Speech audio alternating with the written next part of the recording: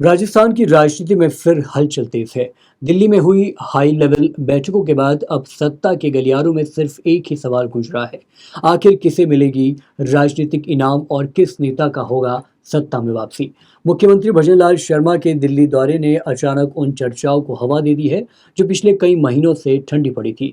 BJP संगठन महासचिव BL संतोष और राष्ट्रीय नेतृत्व के साथ हुई बैठक को अब सीधे राजनीतिक नियुक्तियों से जोड़कर देखा जा रहा है। माना जा रहा है कि राजस्थान में बोर्ड, निगम, आयोग और प्राधिकरणों में जल्द बड़े स्तर पर नियुक्तियां हो सकती है और इसके पहली सूची किसी भी वक्त सामने आ सकती है। दोस्तों, मैं आपको बता दूं कि सूत्रों की माने तो इस बार बीजेपी सिर्फ नियुक्तियां नहीं करेगी बल्कि एक बड़ा राजनीतिक संदेश देने की तैयारी में है। चुनाव हारने के बाद साइडलाइन हुए नेताओं को नई जिम्मेदारियां देकर पार्टी ये दिखाना चाहती है कि संगठन में मेहनत करने वालों को नजरअंदाज बिल्कुल नहीं किया जाएगा। यही वजह है कि जिन नेताओं के नाम सबसे ज्यादा चर्चा में है उनमें कई ऐसे चेहरे शामिल है जो विधानसभा चुनाव हारने के बाद लंबे समय से सक्रिय भूमिका का इंतजार कर रहे हैं।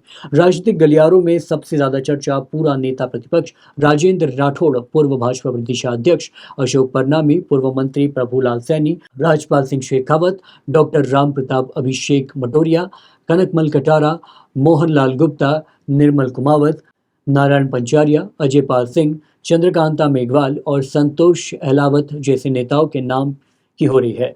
पार्टी इन नेताओं को अलग अलग बोर्ड, निगम और आयोगों में जिम्मेदारी देकर राजनीतिक और सामाजिक संतुलन साधने की रणनीति पर काम कर रही है।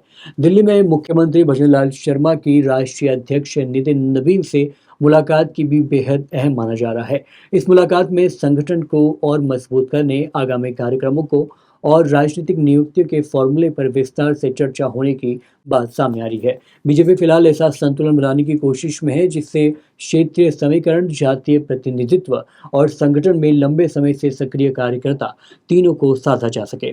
सूत्रों के मुताबिक सरकार और संगठन अपना पूरा होमवर्क लगभग पूरा कर चुके हैं और अब सिर्फ केंद्रीय नेतृत्व की अंतिम मंजूरी बाकी है। जैसे ही दिल्ली से हरी झंडी मिलेगी, वैसे ही राजनीतिक नियुक्तियों की प्रक्रिया तेजी से आगे बढ़ सकेगी। माना जा रहा है कि ये सिर्फ पद बांटने की कवायद नहीं बल्कि 2028 की चुनाव रणनीति का शुरुआती ब्लूप्रिंट भी साबित हो सकता है। अब सबकी नज़र दिल्ली से आने वाले उस एक फैसले पर टिकी है, क्योंकि बीजेपी की ये सूची सिर्फ नेताओं की किस्मत नहीं बदलेगी बल्कि राजस्थान की सत्ता और संगठन के भविष्य की नई तस्वीर भी तय कर सकती है। नमस्कार।